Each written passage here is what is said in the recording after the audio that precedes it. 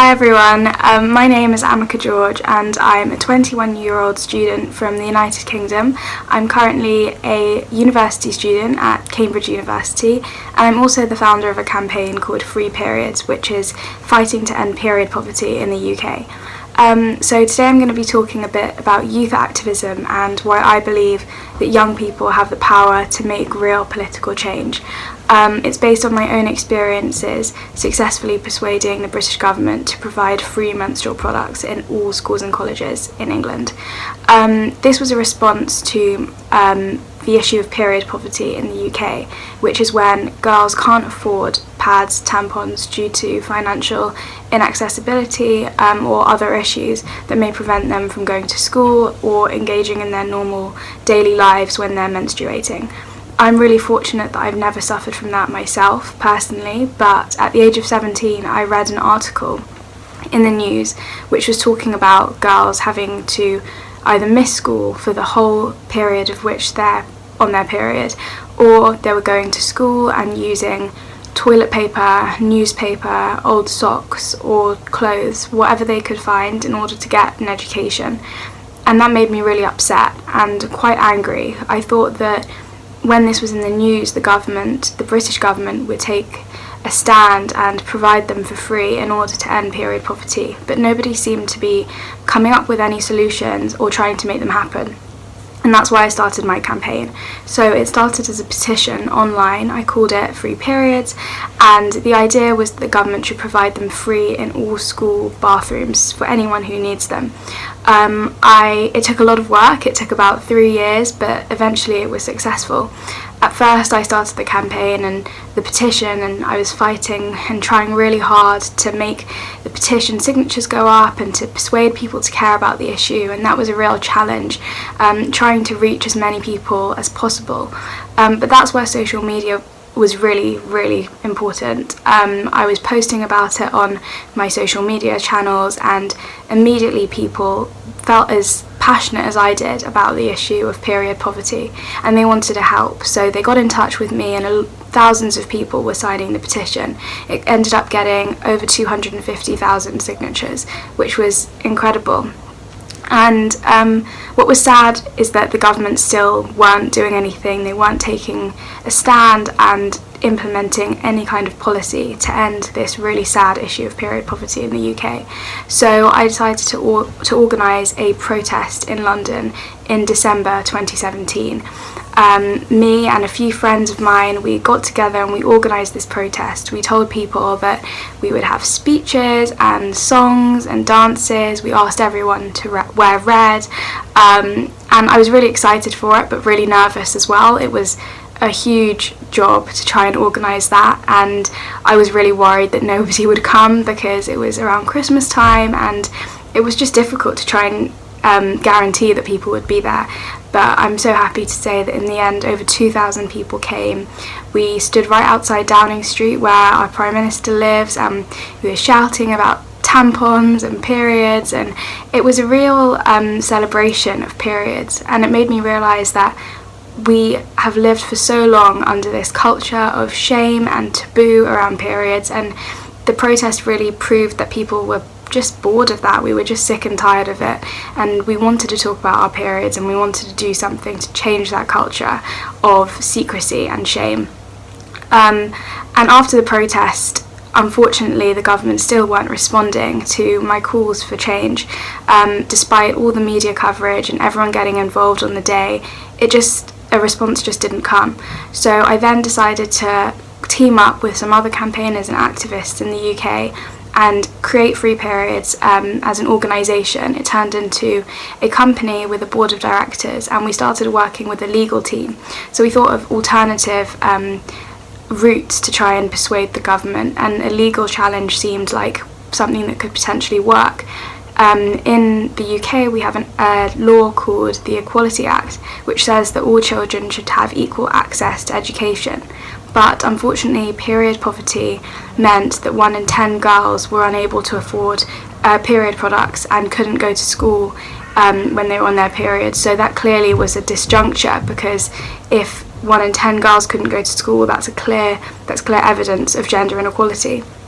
and the legal challenge was really great, and a lot of people were supporting it, but still it didn't really have a huge impact. It had a huge impact in kind of free periods, but it didn't persuade the government. So we carried on campaigning. I was really fortunate in the year of 2018 to work on internationalising the campaign and trying to raise awareness of period poverty on a global scale.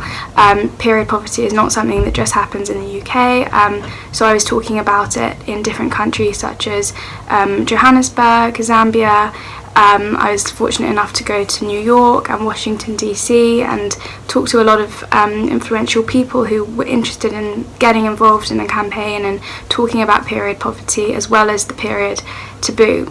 And then finally in 2019, in the month of March, the government decided to take action, and that was an incredible thing. So I was kind of at home with my family, and I saw a notification on my phone that the government was going to implement this policy of providing free menstrual products in all schools and colleges in England, which was amazing. And the scheme actually started at the beginning of 2020, and the way that it works is that it's an opt-in scheme, which means that schools and colleges are each given a certain amount of funding to try and to order in as many products as they need for their students. And so right now we're working with schools to try and make sure that the education is also there.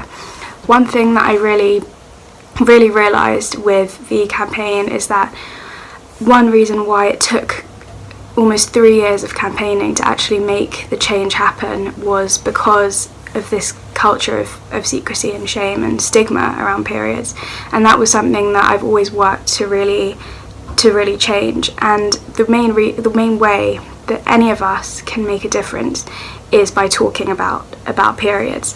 I think for so long I've been really embarrassed of my period, and I've kind of whispered when the topic comes up in conversation. Some of my friends have never even spoken to their friends or family about periods, and so that's something that I think needs to end. I think the next generation needs to be brought up with the sense that they can talk about them openly, because at the end of the day it's a normal, natural, bodily, biological process that half the world's population are going through. So why shouldn't we talk about them in the way that we talk about any other topic? And the other thing that I've tried to kind of reflect through the success of free periods is the idea that individuals really can make a difference. At the time I was 17 years old. I'd never been involved in any kind of activism or campaigning in my life, and I definitely made a lot of mistakes and I didn't do things perfectly, but my kind of passion and determination meant that a lot of people came and helped, and it kind of built this huge community of passionate activists, and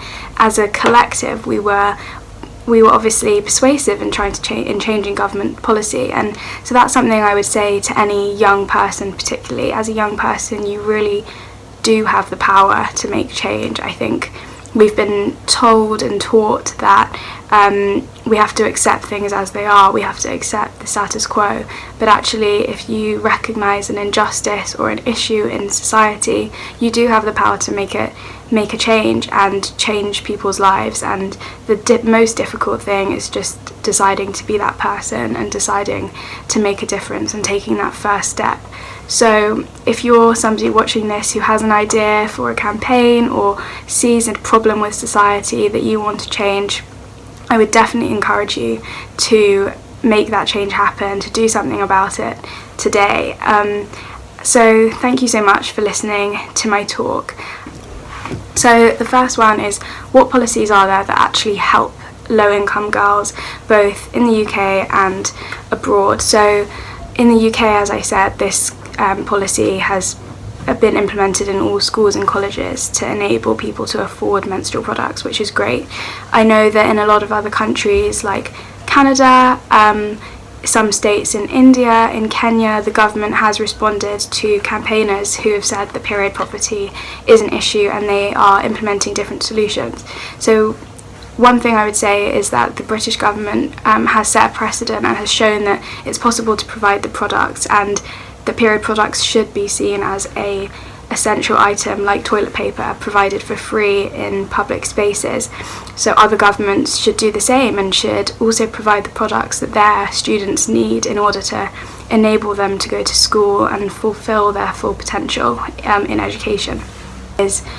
I wonder if there are any other social problems that you're interested in, and yes, there definitely are. I think my campaigning interests started around period poverty, but it's definitely made me learn a lot more about other social issues. Period poverty kind of sits in the middle of lots of issues around feminism and equality and environmentalism too. These are all things that I'm really interested in, and I've actually written a book that's coming out in January of 2021. It's called Make It Happen, and it's available for pre-order now. It's a very practical guide for anyone who wants to be a campaigner or an activist or make change in their community. It's based on my own experiences with free periods, of course, but it's also featuring a global array of activists who have made different changes in the world, and a lot of people that I really admire. So please check that out if you want to, and if you're interested in also campaigning against social issues and making a change in your community, either on a small or large scale, I think it would be a really useful guide in trying to get in how to get started and how to make change happen. And the third question is, what do you think is the most important thing in giving positive influence?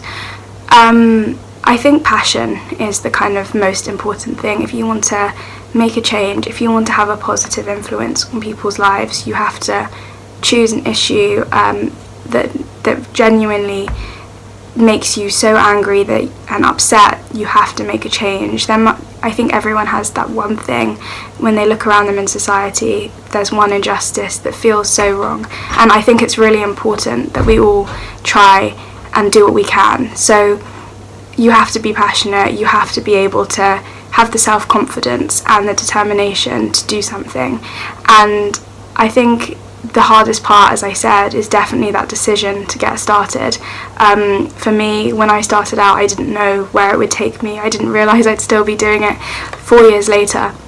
But it was definitely the best decision I made, and eventually changing the British government policy against period poverty made me realise that individuals really can make a difference, no matter who you are, where you live, how old you are, what you look like, where you come from. Everyone is entitled to make a change in their communities, or on a global or national scale.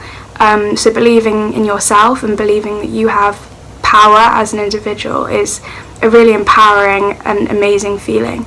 So I think I'm going to leave it there. Thank you so much for listening to me, and thank you for having me. Keep on fighting, and thank you for having me in this expo, because it's a great honour, and I hope you all feel empowered to make change.